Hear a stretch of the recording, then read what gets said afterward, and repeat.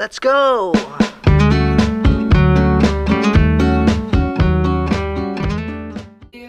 Welcome.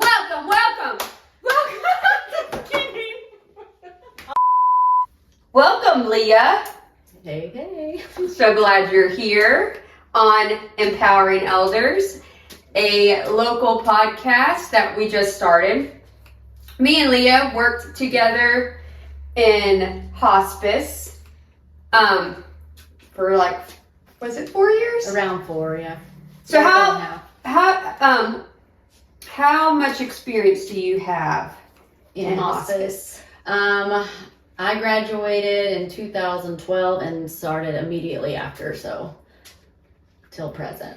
Many years. Many years. Yes, She doesn't look that old.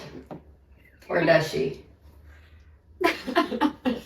Anyways, so what is your role as a master level social worker in hospice? Many roles in hospice, especially in a rural community. Mm-hmm. But I would say first and foremost is obviously the emotional support side. Resource management is a huge part of it. People who are living in their homes, most of the time the goal is to stay at home. A lot of times there are issues in getting them there and keeping them at home. So my job is to look into possible resources they may qualify for, whether that be through the state or it can be private caregivers or caregiver agencies. So It's ringing, beeping. Yeah, it does that. Anyways, but What would you say out of all of your hospice patients right now, what percentage are at home? Unfortunately, probably like 25. Oh, wow. Yeah. Here recently, it does vary and change, depending on, just your situation. It could sometimes just depending on time of year or whatnot, Yes. it just yes. kind of Very varies true. and changes. So When it happens, sometimes with hospice, with my experience, it seems like you would have a lot of people come on service at once, and then a lot of people would come off of service. Yeah. Pretty.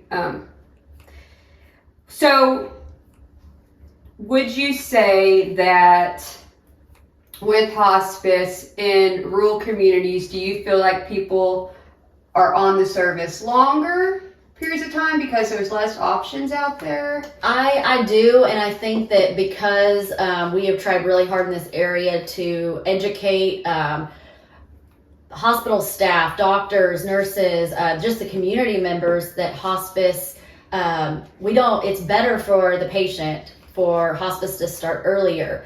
A lot of times people, they're put on hospice the last few days of their life. And while, yes, pain management is obviously first and foremost, making sure they're comfortable, they do not know their nurses well. They don't know their CNAs as well. So there is just that little bit of discomfort because you're having, people in your home and you're not quite used to that. Whereas if your doctor or, you're ready for hospice and you're on the page for hospice, as they say, you're not wanting to seek super aggressive treatment, you're able to get to know your hospice RN, social worker, chaplain, CNA we feel like family. And it doesn't feel like you have a stranger in your home. And therefore, the death process is much more comfortable, and death is a scary thing. It's scary for family. It's scary for the patient. But we're able to go with them through every part of it. Yeah. And go through the grieving process with the patient and the family and kind of try to guide them through it and prepare them, for when that time does come. And, the people that I've, talked with and, become close with, that have been on hospice a longer period of time, they have said that they're so thankful for hospice. They're so glad that, the staff was able to be there and support them, and They wish they would have done it sooner. yes, It's and like the number people one thing I used to the hear. people that get on and are on a few weeks, or to a month, they get the good parts of hospice, and they always say, I can't believe we didn't do this sooner. They have just, their quality of life has been crazy better. And unfortunately, hospice just has that, it's a scary word, it means a scary thing. It is. But because of the good things that come with it, it is a positive thing. You're providing comfort care. You just get to know the person. You get to hang out with them, and I think when people utilize, or physicians, families, when they utilize hospice at really, like, the end of life where you're down to days, that's what gives hospice this bad rap, because they're not getting to see the true benefits of their hospice benefits. Yes. And everyone is entitled to a hospice benefit, right? Absolutely. And I know there's some hospice companies that will take indigent. Mm-hmm. Yes. So that's another. So anyone, pretty much, as an American, it is your right to be able to utilize your hospice benefit. Absolutely, yes. Medicare obviously covers hospice 100%. Medicaid as well. Private insurance. But I know that my company specifically, if there is an instance where, for whatever reason, it is not covered, we always take them indigent and make sure to care for that person. No one deserves to not have comfort, not have the medicine they need, when they're going through that, and the support. So, and I remember that too. And I remember you actually fighting. We had a transition from different companies, and before it was a smaller mom and pop hospice company, and then we were bought out by a corporation, and there's a lot of different rules, and I guess more budget. Mm-hmm. And so I remember you really fighting and being an advocate for those patients that didn't have a payer source. Mm-hmm. And a lot of times, especially if we were able to get them on service early enough, you were even able to get them a payer source. Yes, so we may take them on initially indigent, but then work through Medicaid, get the application going, or there's other avenues as well. But ultimately, a lot of times we were able to get a payer source, but in the meantime, we had no issue taking them on indigent. With hospice, I had a couple of questions. So there's always some people, again, because of that bad negative stigma, they think that if you get on hospice, that means you're not going to seek any sort of treatment. I've had families tell me that, what if they start choking? They're very confused on exactly what they can do, what they can't do. Did they have to have a do not resuscitate order? Do they treat infections? Do they order antibiotics? Mm-hmm. And can you explain to us exactly what? Absolutely. So let's just use the big C word, cancer, as our example. So if somebody is on hospice service with cancer, the only thing when they say no aggressive treatment, that is meaning chemo. There has been certain circumstances where we were able to have the patient on service and they were taking the chemo pills, but we were unable to pay for it. That's very rare. But let's use the case where they're not seeking aggressive treatment with chemo or anything. They want comfort care. They want pain management, all of that. So let's say they get a pneumonia or just a sinus infection or whatever. We have doctors on call. We are ready to get antibiotics to treat whatever the infection is. We do have an occurrence where the patient and family, they don't want to use antibiotics. They don't want to treat anything. And we, of course, whatever their wishes are, we go with. But most of the time, they want the antibiotic to treat. And we are ready to because that's do that. Also part of comfort measures. If you Absolutely. think about it, Yes. it's not comfortable to have an infection. And if it's something that is treatable with an antibiotic. Mm-hmm. And the good thing about hospice too is with the, you know, your nurse is going in, they're seeing you routinely, your CNA is going in, seeing you routinely, they're going to catch most infections very early and treat them very early to where they don't even have major symptoms at all. But yes, hospice And is in those never cases, going to not treat you if it has anything to do with comfort care. It's mainly like your big surgeries or chemo. It's big things. And I would suggest that if you do anything, just in hospice is just even down the line, go ahead and meet with a hospice company or a few and just go over where you're at and what's going on, because a lot of times they are able to admit and you're able to do everything you were planning to do anyways. So it's And always good to get educated. you can always, sorry, got a call from Rena.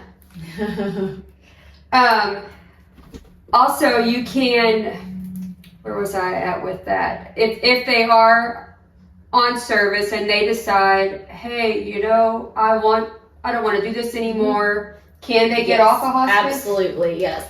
And everything just goes back to normal? Yes, with hospice, there's benefit periods, and more or less all that means is if you get off of hospice and you're in the first benefit period, if you were to go back on hospice later on, it would they would record that. It doesn't change anything. It would be other evidence to support why they are appropriate for hospice care. Yeah.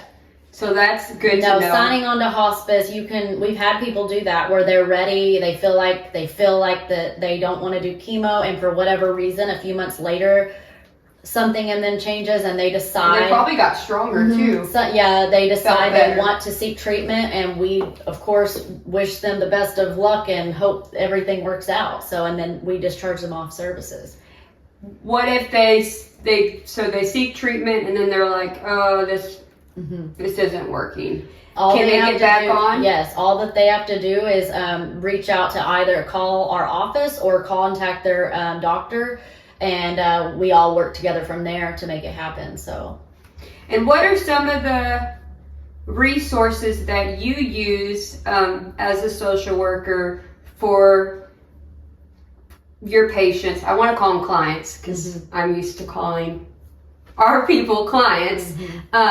But what are some of the resources that you use for your patients as far as for them to be able to stay home? Many. Meals on Wheels. There's also other food resources that I found out. There's I need to get a list for you, Brianna, but there's different ones online now that Medicaid actually covers, and they mail them. It's really cool. Like frozen meals. And, yes. Yeah. Especially to people in the rural areas. There are some little bitty towns or in between towns that, you know, they just get missed because, you know, your little county over here doesn't cover that little bitty area. So that's a big one because a lot of people are unable to stand long periods of time, get up and, you know, and then of course because before there was, if you weren't in city limits, they didn't receive our local Meals on Wheels. So now you're saying that there's actually companies out there that will deliver the food no matter where they are. Exactly. Even if they're in the middle of nowhere, which we have a lot of that. Yes, and that's been huge because I have had areas that, you know, I personally have made the meals because they just didn't have the resources. So, and that's pretty new. Yes, it's new to me anyway. It's probably the last year I've used it quite a bit. I think we were watching, or I read something about that on AARP. It's one of them is I'm kind of blanking. It's called Moms for something, and it's not just for elderly. It's for like, you know, mom. I guess like you can privately pay for it, and you can actually design your meal. Like it's pretty cool. I need to get that would be great. So it's not all income based. No, you can shoot like if you make too much and it's not income, you can privately pay for it. Or is it still? You know, what would you say? It's still pretty would it be efficient?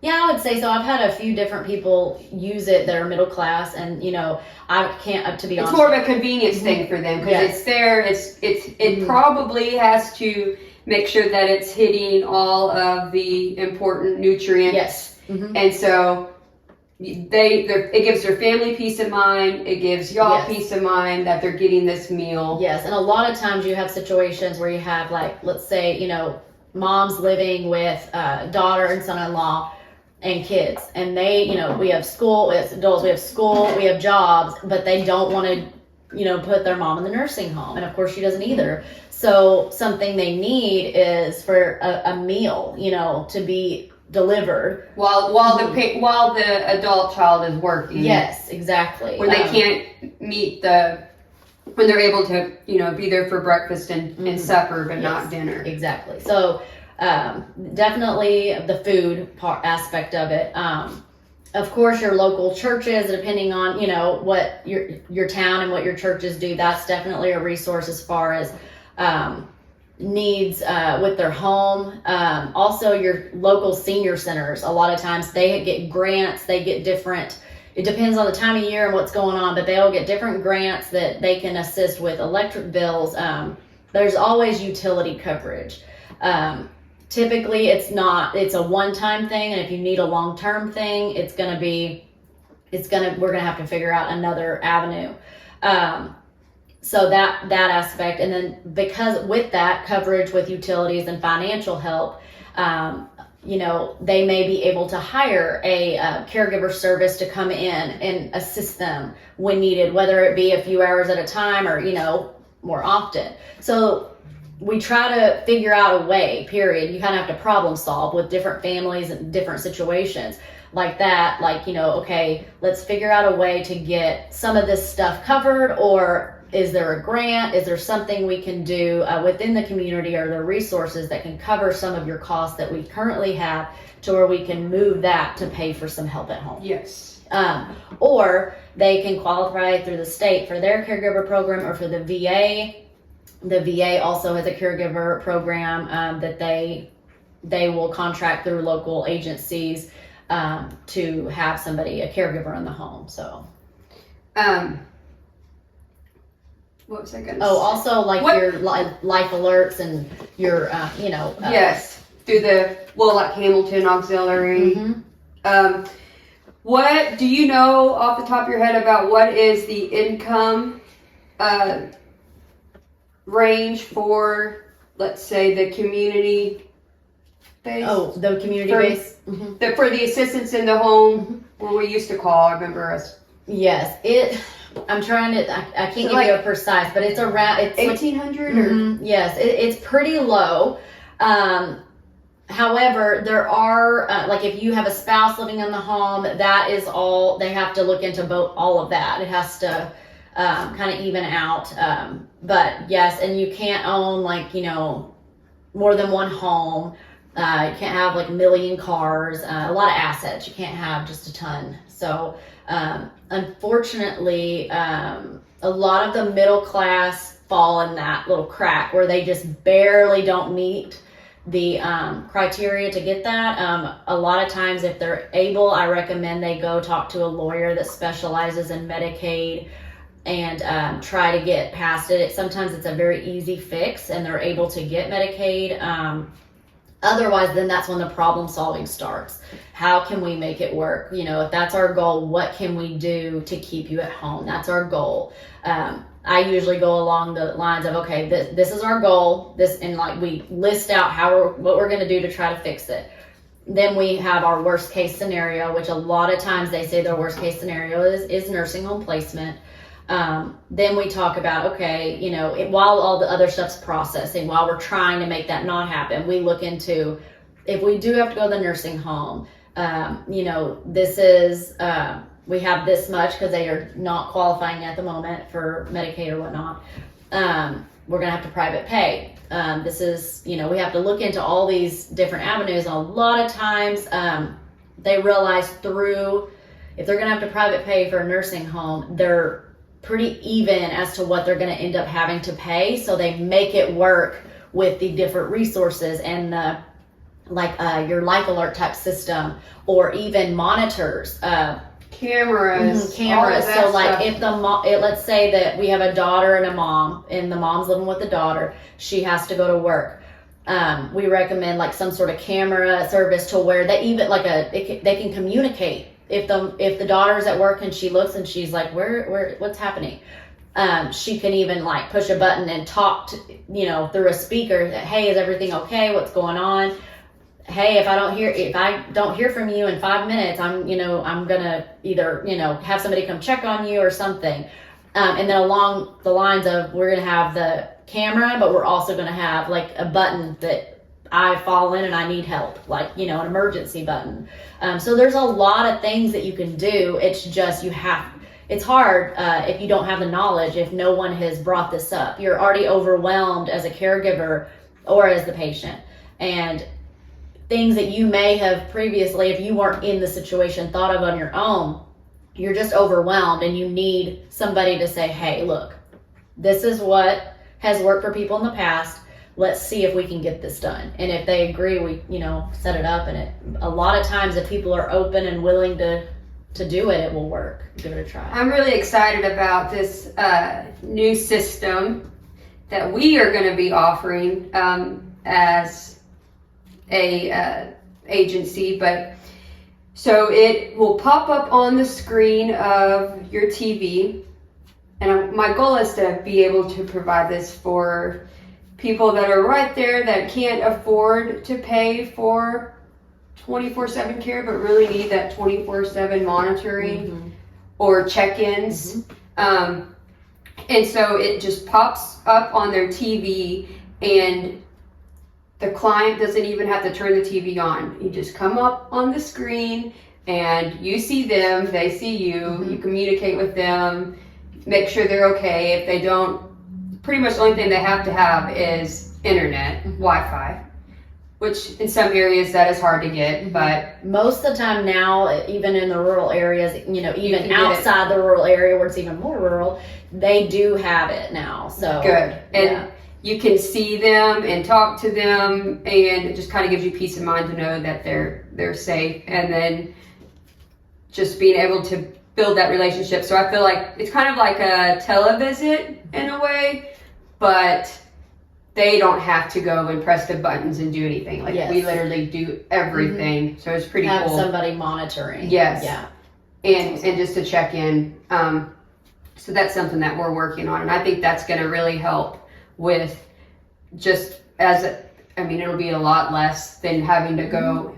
Oh yeah, a lot of the times with people that they're needing to go to a nursing home, their children, their adult children are very stressed. They're worried constantly. So at work I can't always watch. So that would be huge. Just having that knowing that somebody is watching and there in case, And it'll give them a chance too to also call and see them. Yes. So it's like FaceTime, but without them having to press any buttons, because that can get confusing. Which is a big deal. Yeah, it's a huge deal, especially with someone that might have a little bit of confusion, and then putting it on a huge screen, and then the kids can call, the grandkids can call, and they can see each other. Yes. And I think it'll help too with, we do have busy lives. People are living longer. People are also working longer. And so that'll allow them to still feel connected, and even with the family to help with guilt of not seeing them. Maybe they get to get over there. They'll still be able to communicate and see them. And I know it's not the same, but it's going to be pretty close, especially if I'm going to put it. TVs are nothing like they used to be. You can buy a 50-inch for a couple $100, and then we can, just connect this. This kind of be a package deal that not only we could use, but also the families could use too. That would be huge. Yeah, and then we could go in and help throughout the day with, like a visit in the morning, a visit in like a face-to-face, like physical visit. So we could go and see them in the morning, midday, and then do like a tuck-in visit in the evening. And that way, financially, they would be able to. They're only paying, for a lot less, 4 hours instead of 24. Yes, that's huge. And I don't know if you know this, which I don't want to sound like I'm always dogging nursing homes, because I'm not, because nursing homes they are a great resource. But I do think as a society, we have advanced so quickly with technology that nursing homes don't have to be the only option. We just have to everyone needs to come together and to come up with a plan. Right. There is a time when people need nursing home placement. It may be necessary. Yes, yeah. Whenever, they're out, they don't have the caregiver to help, or even the family to help, and maybe they're exit seeking and have dementia. They're not safe at home. Period, they need to be, and they can't afford the 24-hour and care. they can't afford the 24-hour care. Yeah. But I do think if we continue to stay involved and just advocate for just aging Americans, it comes down to problem solving. It is, and then getting Medicaid to their reimbursement rate hasn't been changed in years, and it's insane. I mean that it takes so long to be reimbursed, and it pays nothing. I mean that has to change. Medicare doesn't cover home care services anymore, and it's too much of a challenge for most home healths, even if they're going to do a skilled home health, to provide an aid, because you have to have all the appropriate documentation, and then with all the managed care, it makes it a lot harder. So there would be times when I worked for hospice, I'm like, well, at this point, you have a condition that's not going to get better. So let's see what's going to benefit you at this point. Do you feel like it would help you and your family if you had an aide come in, to help with showers and do all of this? Yes. With that, and I mean, they would jump on hospice because it was paid and it had an aide that was there, and it was all covered under their Medicare benefit. And honestly, even, I personally have gone and done what we call an education visit, which is basically this, explaining what hospice is, what it, I always say, there's two roads you take. There's the, big treatments, your big treatments, and then you have your quality over quantity, meaning that you're not seeking the aggressive treatment. You may or may not have less time, but you will be comfortable. But that's our goal. Your quality, it'll be quality. Yes. Quality way of living instead of spending your time going to the hospital, going to these doctor's appointments. You can spend time at home with your family, or go on a trip, or do whatever you want. That is another big thing. A huge thing that I do is, like, I just a few weeks ago had a patient that wanted to go to Georgia. She wanted to visit her grandkids. She had a lot of things she wanted to do. She went to Georgia, then she went to another state. And basically, I assisted her in doing travel contracts with other hospices in that area, that if she were to have needs, that she had somebody to call. And then, of course, making sure that she had the medical equipment, the medications, the nurse, of course, does that. But we just problem solve that trip. We make sure everything is going to be easy. And she probably would have never been able to do that trip without the hospice. Without y'all. Yes. But with the education visits, there are times that I go in and they're ready. They say, I don't want to seek aggressive treatment. They would benefit from the hospice services. However, they're not quite because, with the regulations, there's not near as many with hospice as there is with other health. You know what I'm saying? Yeah, like home health. Yeah, home health. They're not quite as regulated. Doctor ordered home health. Yes. So, what we do in the situation, if they're not quite medically on paper ready for hospice, they don't meet the criteria quite yet. What my agency does, this is not all agencies, what we do is we tell that family, okay, so this is what we try to make sure they have resources outside of us. And then we say, look, we will come in, see you every few weeks and check in. We're going to check in to see if you have any changes. We will, if you're wanting hospice and you're ready, whenever you can have it, we will, the first moment there's a change, we want you to call us, but we are going to also come by and see you and make sure that you're okay and monitor. Hospice has to have a medical, you have to meet certain criteria medically. It has nothing to do with financial. Correct. Or, I guess your wishes are a little bit, but a doctor has to order it and say that at this point you know, Yes.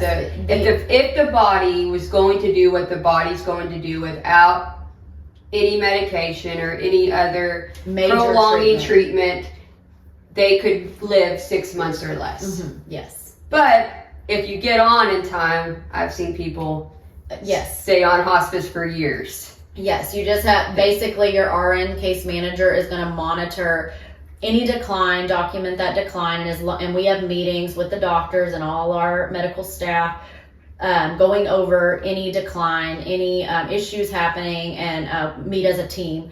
And if it is determined for any reason that, you know, look, you're doing great, you know, we are going to we're going to discharge. However, we don't just discharge. We help you find resources that are going to help you while you're not on hospice. So it's a smooth transition. Yeah. But a lot of times, like Brianna said, we do have patients that have been on services for, you know, a year. You know, you just never know. It all fluctuates. Yes, yeah. The medical industry and all the different things that you have to meet criteria-wise, you know, it fluctuates and it changes, and we just have to keep up with that and document, and our nurses are on top of that. So, you know, and I was just thinking, this is all kind of coming to me, but I was doing some research too on how socially, if you have a good social environment, now, forget about the health, forget about going to the hospital or any I would say healthcare in general, just focusing on your support system and just the family and your hobbies, your overall. If you have a really strong support system, people actually live a lot longer life. Yes. Because they're less stressed out about all. And so I can kind of see whenever hospice first began why it was so important to have a social worker and to make sure that because the whole family has to come together. Yes. And I've had many meetings with, and you know, let's say for instance, like there's multiple siblings and you have some that are just like they're not quite on the same page, and I have kind of had a meeting with them all and just said, hey, look, what's our goals? And the goal is 90% of the time they all agree, comfort, quality of life, most of the time. And if one of them is saying, well, you know, if they went ahead and did this big treatment, we say, okay, I hear you. Okay, so if they do this treatment, you know, we talk through it. If they do this treatment, these are, you know, they're going to be having this and this and this. And then after this whole thing, I said, what does mom want? What have y'all heard from mom? And then they'll say, oh, well, she doesn't want to go to the hospital. She's just tired of the traveling and tired of this and tired of that. And I'll say, okay, so black and white, she makes that decision. And they're like, yeah. And those, but if she did this, it would be better and she'd live longer. I say, you may or may not be right. I don't know. But she's saying this, so why don't we just we need to all be positive and support where she's at today. Mm-hmm. If tomorrow or in 2 weeks she says, hey, I do want to get treatment, then we meet, we support her. So, yeah, you have to. And that's what a lot of people don't understand. When you have someone that you put on paper for your medical power of attorney, what that means is it's not what you want to happen in the time of a medical crisis. It is what their wants are. Mm-hmm. And the person that they put in place knows their wishes, and they are supposed to act out on that as if they were there. Yes. So it's not about what, you know, the son wants or what this, you know, son doesn't want to lose mom. It has to do with mom's wishes. Yes. And I think that's an important role as a social worker for us to advocate for mom, even in the times, and the doctor. Mm-hmm. I mean, the doctor signs off on this too, but. And that's something, you know, if we hopefully, you know, when I go in to do my initial social work assessment, if my patient is alert and oriented, we have these, you know, maybe not the first visit, but we do have the discussion of, you know, advanced directives, but also what do you want? What are your wishes? What are your, you know, and then if she's he or she names off all these different things, then I say, okay, well, have you put this in a, you know, some sort of document, you know, one of the advanced directives. Does your family know? You know, I of course document it. And that way there's communication all around. So hopefully that when mom, dad, granddad, whatever, are unable to make decisions for themselves, it has been communicated.